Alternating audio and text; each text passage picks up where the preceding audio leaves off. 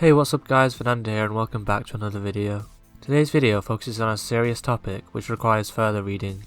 It will not be as lighthearted as my other videos. I will link a Twitter thread in the description with each twitlonger that's been made about Arcadum, so you can read them for yourself, because I will not be reading them in their entirety in this video, or even going over each one. There are some things I had to cut or leave out because of the format of my videos, and if you're new here, I may be focusing a little more on the VTubers that are featured in this story, as my channel is primarily a VTuber news channel. So with that out of the way, let's begin. If you don't know about Arcadum, he is a Twitch streamer and DnD Dungeon Master with over 60,000 followers on Twitter, over 100k on YouTube and 250,000 on Twitch. He's ran Dungeons & Dragons campaigns with some pretty big names, like Video Game Donkey, Critical, and on the VTuber side, he ran the game with Nyanas, Fruit, Vebe and Snuffy.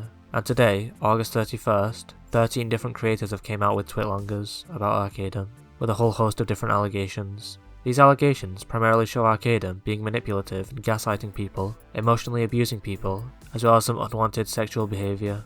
He would vent to all of his female friends about problems he was having in his relationship with his public fiancée, and about how worthless he felt because of it, and then try and garner sympathy, or asking the girls to help comfort him in VR chat. This comes from Twitch streamer Kelly Siren's account of her abuse with Arcadum. Arcadum opened up to me about something really bad that happened in his relationship. He would ask me for my support, and would ask me to get on VR chat with him to listen and help. I wanted to help him. He would break down crying almost every single time. Things were okay, and we had genuine, I felt, talks about what he's going through. Things started to shift a bit when he suggested I comfort him in more ways than just words. He would say how he wasn't desirable, how he feels like less of a man, how sad and lonely he is. Eventually it started leading to, "I'm really sad, is it alright if I hug you?" and similar comments, which led to flirting, and then more, him commenting on my character's boobs and stuff, and could he touch them. Sometimes I would say it was okay.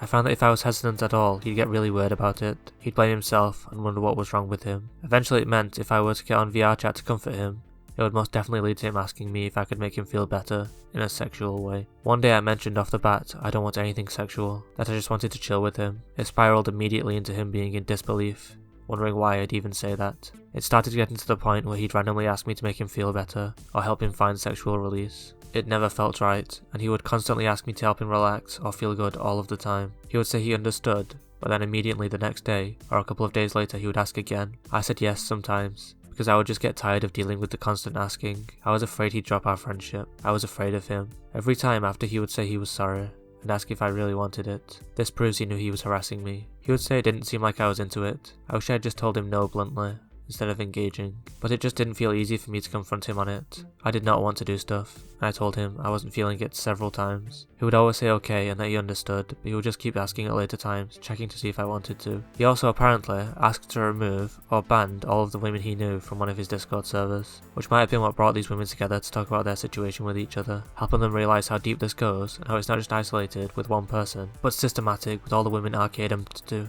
Like I said, I will not be going into too much of these allegations, as there's a lot to them, but it's important for people to read these women's stories. What I read out was just a small selection of one of the girls' stories. Right now, of course, these are just allegations, and some of the stories are without evidence, as it happened in VR chat, or voice calls that no one would think to record. But there is evidence for a lot of these things, such as Discord screenshots and audio files, which you can find in the twitlongers. And it also looks like Arcadum had known that these allegations were going to come out, because he's gone back and edited some of his messages on the 28th of August, and these messages were originally sent in 2020.